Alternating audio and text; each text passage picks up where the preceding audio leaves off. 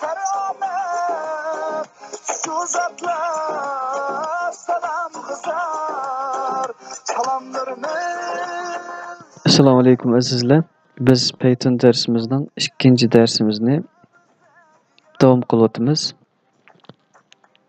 Undaqda biz KG'dan boshlaylik. Biz nima kelgan desanglar, biz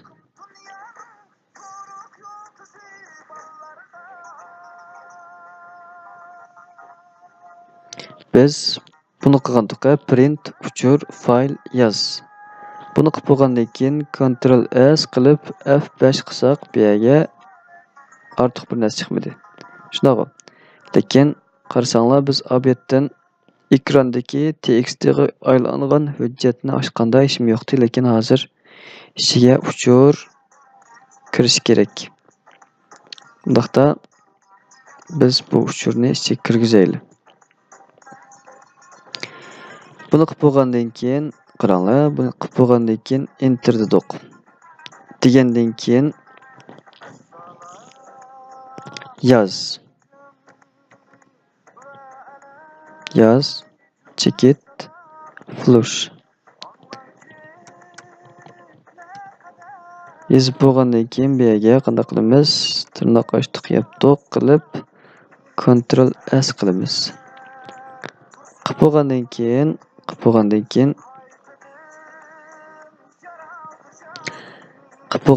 biz buni Ctrl S qilib saqlab oldik-ku.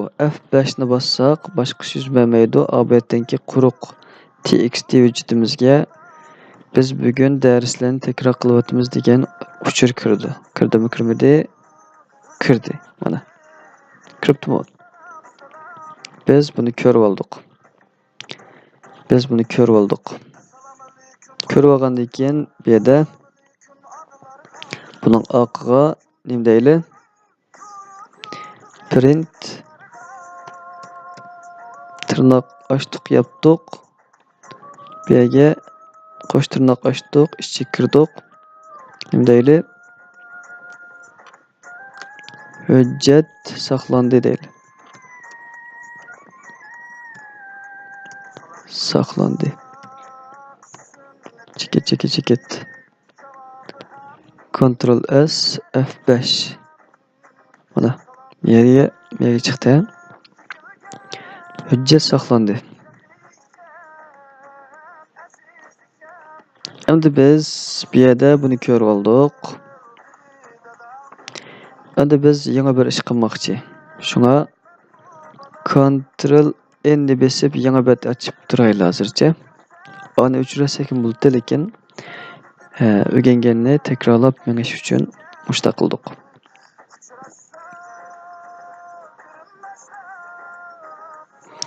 Oldi bilan biz bu yangi qilmoqchi bo'lgan ishimizda T tang deb yozib o'ttir tirnoq ochamiz. O'ttir tirnoq ichida boshliqning o'ng tarafidagi oliy T gerini bosib turib, F8 ning ostidagi 8 knopkasini bosdik.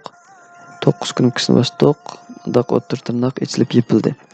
Biz bu yerga 1 5 2 5 3 5 4 5 5 5 6 5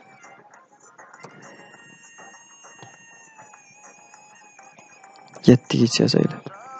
7gacha yozib turib, nima ish qilaylik? Biz bu yerga obyektning uzunda shuni o'rgangan-tuqa, shuni yozib boqaylik. Masalan, uni yozib boqsak biz undaq bo'ldi-ku. Bu yerga biz nima ish qilmoqchi deganda tizimlikni yoz deb boqaylik.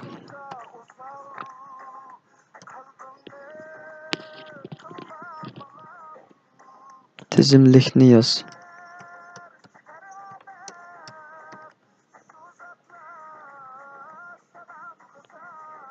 Tizimlikni yoz. Ctrl S. Davomdan keyin biz bu yerga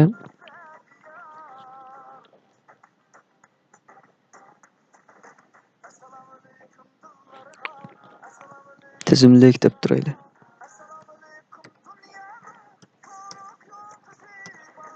Tizimlik P'yi saqla. Saqla deb bolduq. Deb bolgandan keyin biz bu yerga print T deb yozib bakaylı. Ekranımızga nima chiqadi? Print T. Yozib bolgandan keyin Ctrl S ni bosamiz albatta. Bosgandan keyin bu yerda qanday chiqarib berdi?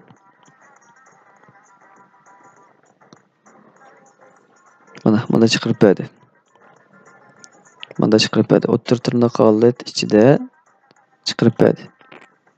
Undaqda biz buni davomlashtiraylik. Endi nima ish qilaylik degan vaqtida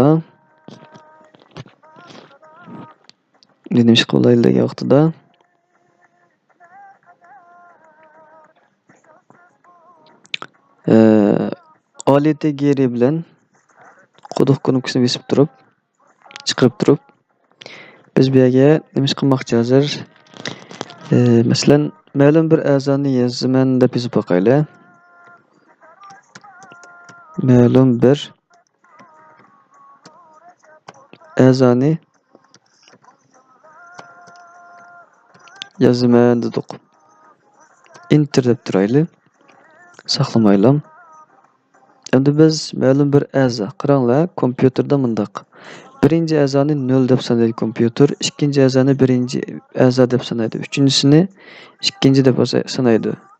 O 2, 3, 4, 5, 6.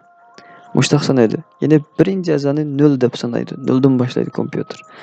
Ondaqda biz bu yerga shu 1 degan yozg'usiz uchun, chiqarish uchun qandaq 0, 0-o'rin.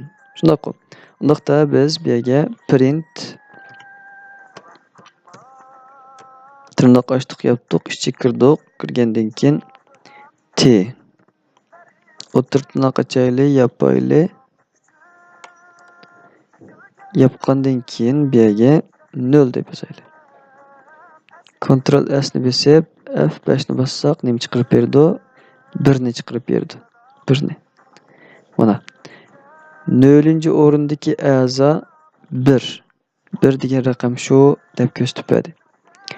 Endi biz 3-chi a'zosini tepish uchun, masalan, 3-chi a'zosini tepish uchun 3-chi a'zosi qaysi? 1, 0, 1, 2, 3. Mavgu 4 qu. Dada 4 ni chiqarib beramdi, chiqarib bermamdi. Buni qilish uchun biz buningki buyruqni qanday beramiz? Buyruqni mundaq beramiz. Print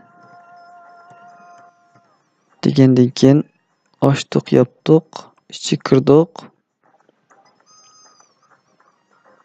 Ichi kirdik, kirgandan keyin bu yerga T dedik. T deb bo'lgandan keyin qanday qilamiz? Oliyta geri o'tir tirnoq ichib yepib, ichiga biz 3-chi a'zoni ko'rsat degan buyruqni bermoqchi-ku. Ctrl S F5 ni qilsak, 3-chi a'zo 4 deb ko'rsatib berdi. Mana. Boya 1 deb ko'rsatgan, endi 4 deb ko'rsatdi. 0-o'rindagi 1, 3-o'rindagi 4. Mana. 0, 1, 2, 3, 3-o'rindagi 4 deb ko'rsatib berdi. Undaqda biz buni ko'ra oldik. Buni ko'rib olgandan keyin nima ish qilmaymiz degan vaqtida